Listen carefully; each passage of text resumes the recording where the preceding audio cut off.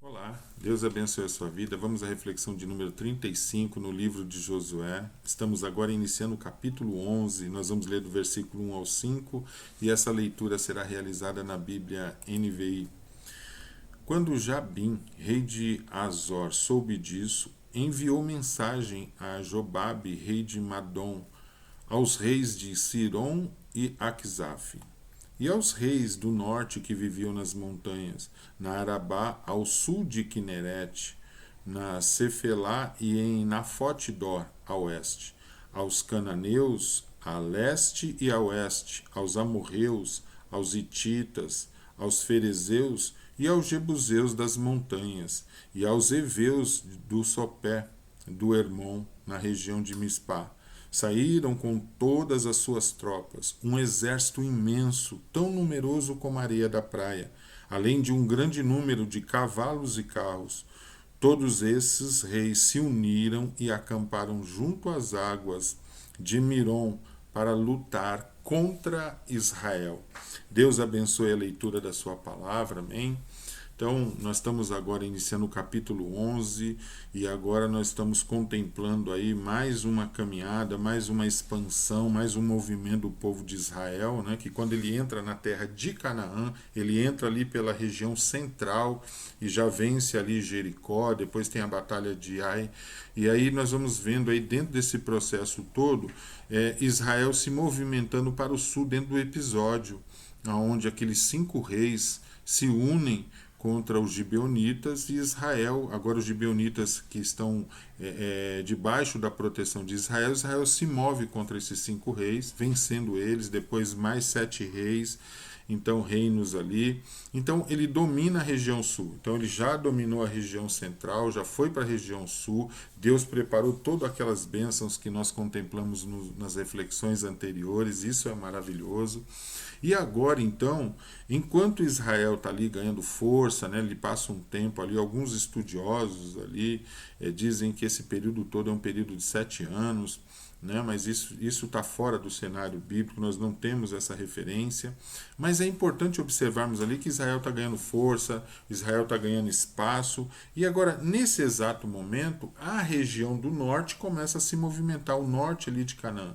Porque eles ficaram sabendo dessas vitórias de Israel ali na região sul.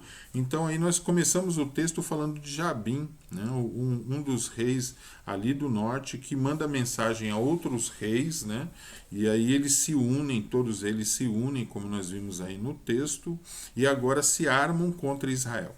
Então nós temos pontos aqui importantes para observarmos, né? Vamos à reflexão agora dessa primeira parte do texto, desse primeiro corte, onde nós encontramos um povo, uma nação, que ao se unir se tornou numerosa. Né? Essa região norte era uma região muito poderosa, não só em número, porque o texto aqui nos disse aqui que eles eram como a areia da praia, né? Em termos quantitativos, nós vemos um povo numeroso, só isso já é um fator que poderia trazer para Israel muito medo, poderia estar trazendo para Israel aquela mensagem de que agora vamos perder, agora não vamos suportar. Então, só pela quantidade. Sem falar que eles, além de cavalos, agora têm carros também. Como ali a gente viu lá no Egito, né, aqueles cavaleiros, aqueles homens de guerra com seus carros e cavalos.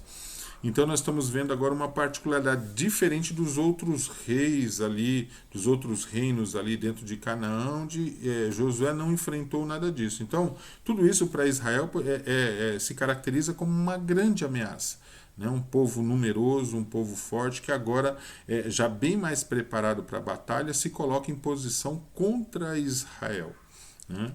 E aí trazendo essas reflexões para os nossos dias, né? Primeiro, né? Israel está ali se fortalecendo numa determinada região, enquanto isso o inimigo está lá se preparando, o inimigo está lá se fortalecendo, não conseguiu de um jeito, tentou com aqueles 5 reis lá no sul, tentou ali com aquele outros 7 reis também na região sul, não conseguiu. Agora o inimigo ele se movimenta ali, né, na região norte, fazendo, se moldando de uma forma muito mais poderosa. E pensando nas nossas vidas, agora trazendo para o âmbito mais espiritual, trazendo para as reflexões do nosso dia a dia, isso aqui é um relato da ação maligna. Né? O inimigo ele vem contra as nossas vidas de muitas maneiras, mas a cada tempo, ele não conseguindo a vitória, ele vai buscando outros armamentos, ele vai se preparando de uma forma muito maior. Por isso é necessário que nós nos fortalecemos no Senhor.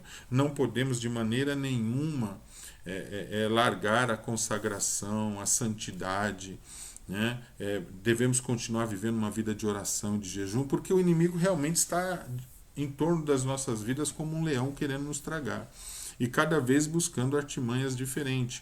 Então nós também precisamos desse aperfeiçoamento, nós também precisamos desse crescimento em Cristo, na pessoa de Deus, para que nós possamos suportar, né, todo esse mal, toda essa avalanche, né, todo esse cenário que o inimigo cria para vir contra nós. Né? Então nós vemos ali que o inimigo se arma de uma forma muito poderosa e para vir contra o povo de Israel. E às vezes, pensando agora, trazendo para os nossos dias, é importante que nós observemos que há batalhas em que nós entramos, até perseguições que sofremos, que a gente chega até a ter aquela consciência de dizer assim, nossa, parece que o mundo todo está contra mim. Às vezes nós temos essa sensação de tão grande que é a ação maligna, através das perseguições, através das lutas, né? Ele vem atuando para querer nos ferir fisicamente, emocionalmente, psicologicamente, né? Espiritualmente. Então tem hora que... E o inimigo está usando as pessoas, está usando... Ele se move no nosso trabalho, na escola, na família. Ou seja, chega uma hora que a gente chega... a batalha é tão grande, o inimigo ele age de uma forma tão violenta que às vezes nós temos essa impressão de que está tudo contra nós, né? E aí nós vemos todo esse cenário, mas o que é mais importante nesse primeiro tempo é observarmos o que o inimigo está fazendo. Isso é um ponto de alerta. Eu vejo esse primeiro momento aqui, no capítulo 11, aqui nós vamos poder ver bem esse quadro, né? A ação do inimigo, a ação de Deus e a ação de Israel. E nesse primeiro ponto agora, nós estamos ressaltando a ação do inimigo. Olha só, um rei entrando em contato, e não é diferente daquilo que aconteceu no sul. Né? O rei ali de Jerusalém, Adonisedeque, ele também convoca ali outros reis, né, com os seus reinos, seus soldados, para se unirem contra os gibeonitas, mas no modo geral eles estão vindo contra os gibeonitas para ferir Israel, porque souberam que os gibeonitas estavam ali agora, né, se uniram ao povo de Israel, estavam acobertados por Israel. Então nós vemos essa mesma ação no norte, só que é diferente do que aconteceu no sul. A ação agora é muito mais forte, ela é muito mais, ela tem muito mais força. E o texto também nos mostra que não era só quantitativo, não era só uma quantidade maior de soldados, como o texto diz que eles eram como a areia da praia. Então isso nos faz observar que era uma quantidade muito grande. Mas aqui fala de cavalos e de carros, então eles eram muito mais preparados para a guerra, eles tinham muito mais estratégia, tinha muito mais instrumentalidade. Então Israel, ao ver isso, logo já entende, nós não temos condição, realmente não tinham. Eles eram mais numerosos do que Israel, eles eram mais preparados do que Israel, mais instrumentalizados para a guerra do que Israel. O inimigo, nesse exato momento, ele está muito mais forte do que Israel, falando no cenário físico, falando no cenário de guerra. Né? Então o inimigo ele faz isso, ele vem de uma forma, não consegue, ele vai tentar de outro, né? Então esse é o trabalhar do inimigo. Mas quando nós permanecemos em Deus, a palavra do Senhor diz que o inimigo pode entrar por um caminho contra nós, mas ele vai fugir por 7. Nós temos a mão forte de Deus ao nosso favor, mas nós não podemos também negligenciar isso.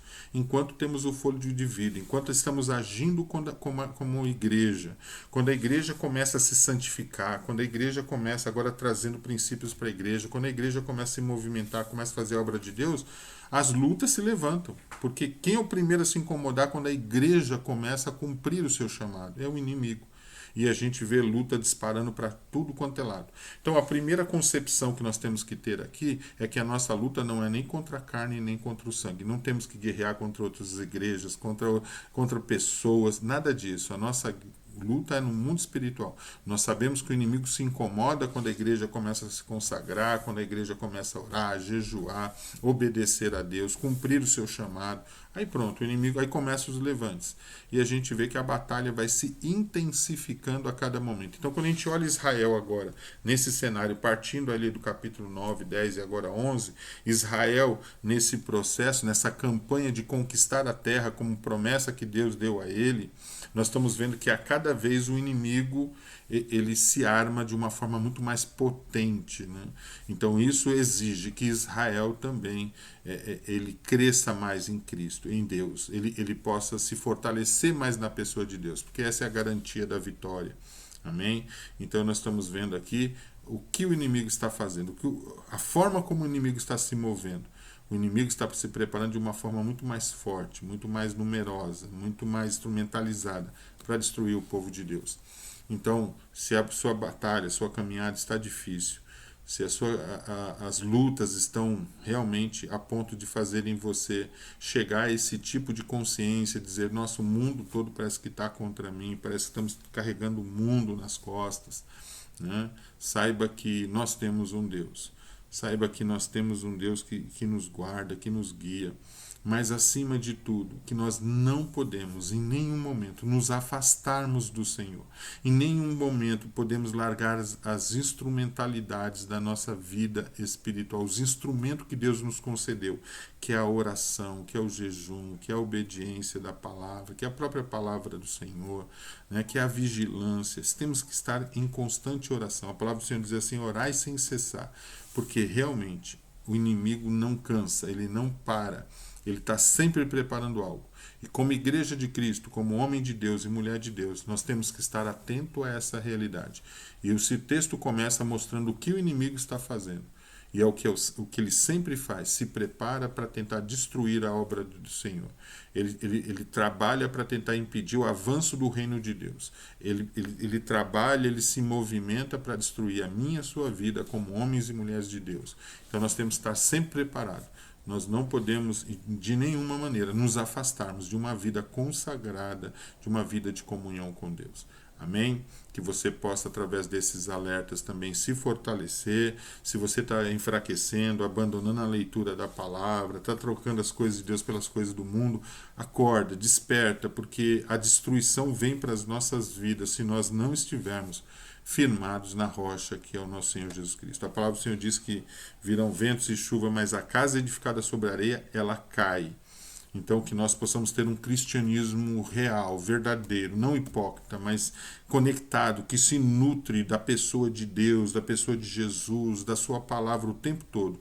Que nós possamos estar enxertados verdadeiramente na árvore, que é o nosso Deus, e que possamos nos nutrir para vencermos todas as barreiras e dificuldades que o inimigo tem levantado diante das nossas vidas. Amém? Deus abençoe a sua vida e que você possa continuar crescendo. A palavra do Senhor diz, está em constante crescimento, que isso possa ser uma realidade na sua vida. Amém.